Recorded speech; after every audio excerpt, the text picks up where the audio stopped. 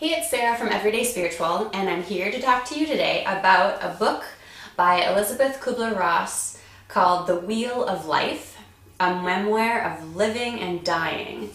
So here's the cover. Elisabeth Kubler-Ross was the woman who pioneered death and dying and exploring it further in a cognitive psychological approach.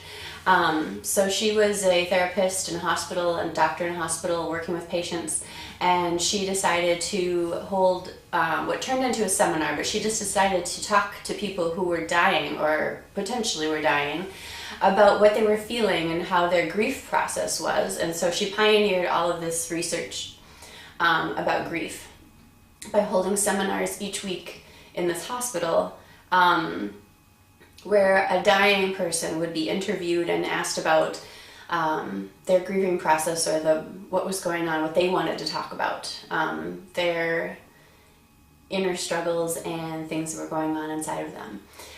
So it was groundbreaking, and I think it still really applies today, and we can still learn more and do better, especially in Western culture. So this book in particular, if you want to read more about just that, the other book that she's written on just those seminars and all of that was called On Death and Dying. Yeah. And so this is a memoir of her life, and she talks about her family, and she grew up in Switzerland and had like this traditional family, how she did a lot of volunteer work and was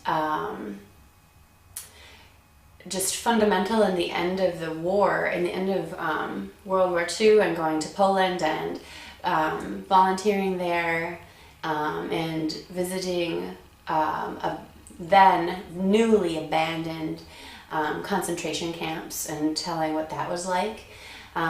She actually goes against her father's wishes and goes behind the Iron Curtain to volunteer, to do more like missionary work. And she wasn't a part of the church or anything like that, but she just went and volunteered basically with sick people. This was her segue into becoming a medical doctor. So then she ends up moving to the US and working in a couple different hospitals, holding those seminars, and she tells stories about her life and her family, her husband and her children. And then toward the end, when she was younger, she had a bad illness, and she experienced some extrasensory perception during that time. And then that sort of comes back into her life when she's dealing with people who are dying. Interesting how that happens.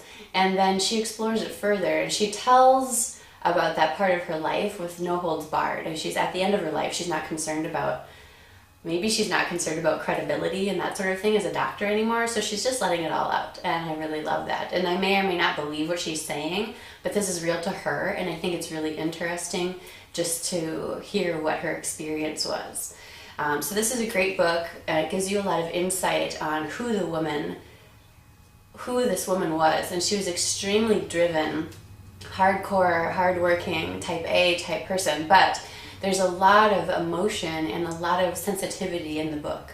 So I found it really interesting, and I recommend it if you're interested in her as a person, and you know of her from the grieving process, the stages of grief. On Death and Dying is really good, about stories of people that are going through death and dying. And then this book is really good to give you insight onto her life and how she came to be that person, how she got to that place where that's what she was doing with her life.